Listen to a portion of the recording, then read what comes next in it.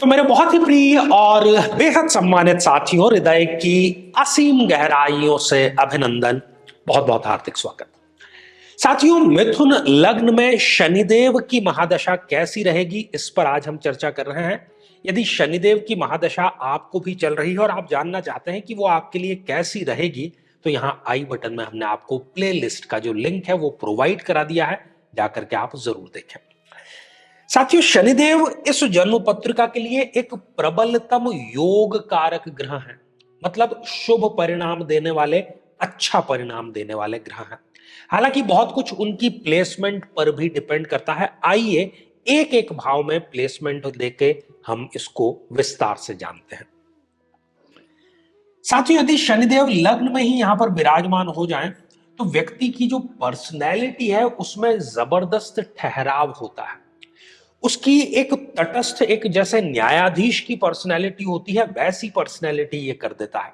कहीं पर भी वो गलत होता हुआ देखता है तो अपने आप को रोक नहीं पाता। अपनी सोसाइटी में, अपने समाज में उसके पास में लोग अपने विवाद हल करने के लिए आते हैं, और शनिदेव की ये दशा इनके जीवन की एक सर्वोत्तम दशा अवश्य साबित होती है। साथियों, यदि शनिदेव इस द्वितीय भाव में विराजमान हो जाएं, धन की कभी भी कमी इनको नहीं होगी। पैतृक संपत्ति भी भरपूर इनको मिलेगी, और उस संपत्ति को ये आगे सदव्यवहार में ला करके और उसको कई गुना ले जाने का, आगे बढ़ाने का कार्य भी करेंगे। वाणी इनकी बड़ी ही संतुलित और बड़ी ही मीठी होती है। कहां पर कितना बोलना है उसमें इनको एक प्रकार से महारत हासिल होती है। अपने कुटुंब, अपने परिवार, अपने वंश में सर्वाधिक तरक्की करने वाला ये व्यक्ति जरूर बनता है, और वो भी शनिदेव की महादशा में। साथियों, यदि शनिदेव इस तृतीय भाव में विराजमान हो जाएं, बहुत अच्छा रिजल्ट देंगे। इनके साहस को कई गुना करने का वो कार्य करेंगे, पराक्रम को कई गुना बढ़ाने का कार्य करेंगे। व्यक्ति चाहे कितनी ही बड़ी रिस्क ले ले, क्योंकि हर एक कार्य में, हर एक कदम पर आजकल रिस्क, जोखिम होता ही है, लेकिन ये आंख मूंद करके ले ले, शनिदेव इनको सदैव आशीर्वाद प्रदान करते हैं। बड़ी बड़ी महत्वाकांक्षाएं, बहुत छोटे स्तर पर ये काम कर रहे होते हैं, लेकिन कितनी ही बड़ी यदि ये महत्वाकांक्षा पाल लें, शनिदेव के आशीर्वाद से वो पूरी अवश्य हो जाती है।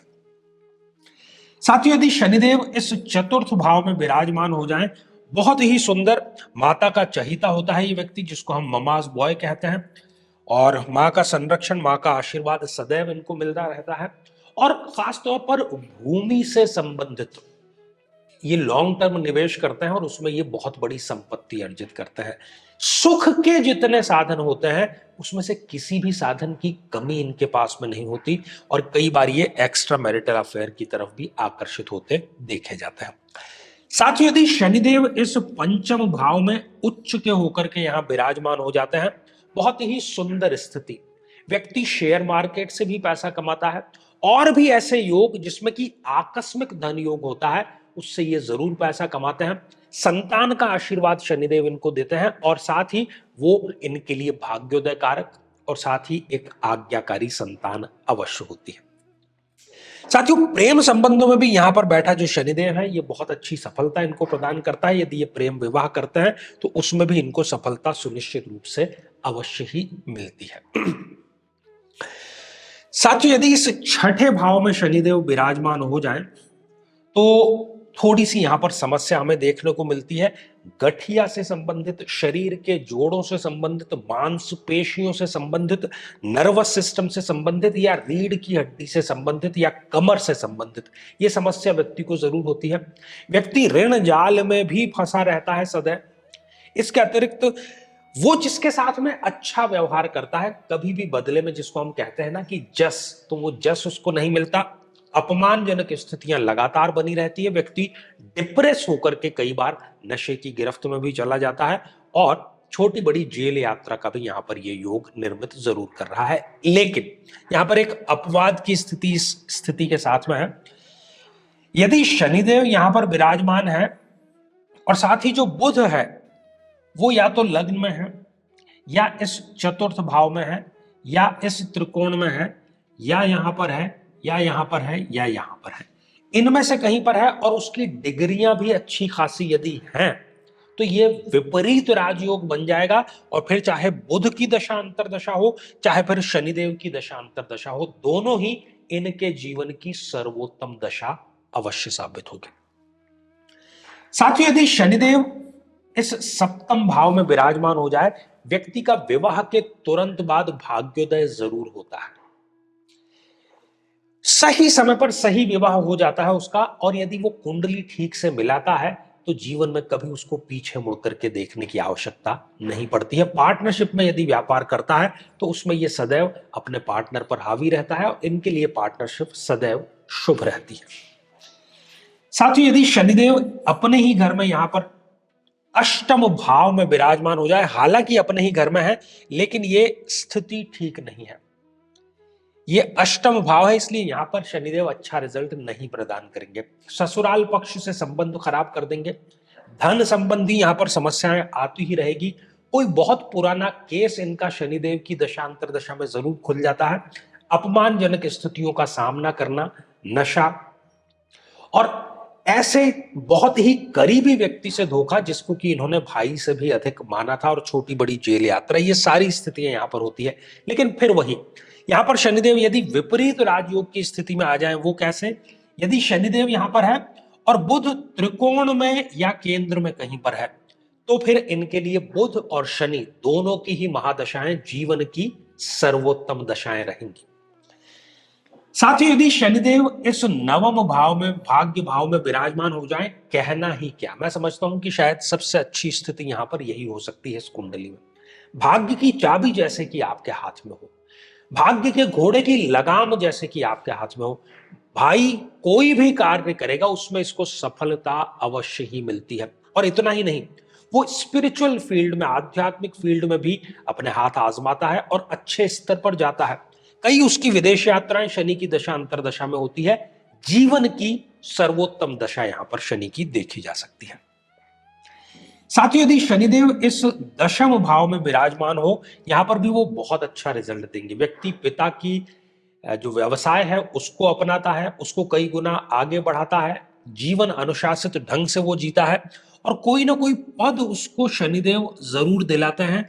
राजनीति में है तो संगठन या सत्ता में उसको पद जरूर मिलता है।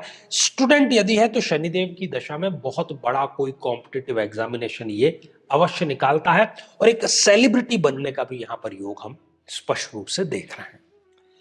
साथियों, यदि शनिदेव इस एकादश भाव में विराजमान हो, यहां पर वो आय में जबरदस्त वृद्धि करने का कार्य करेंगे। व्यक्ति किसी न किसी फील्ड का विशेषज्ञ जरूर होता है, और विशेषज्ञ ना भी हो तो वो जो भी कार्य करता है उसका विशेषज्ञ बन जाता है, इतना वो माहिर होता है। आय में तो वृद्धि यहां पर हो ही गई, साथ ही वो हमेशा लाभ का सौदा करता है, क्योंकि ये लाभ भाव में है। कहीं पर भी कोई सौदेबाजी की बात आती है तो अपने पक्ष में कैसे निर्णय कराया जाए, यहां पर शनिदेव देखते हैं, और शनिदेव की दशा इनके लिए हर एक इच्छा पूर्ति की दशा साबित होती है।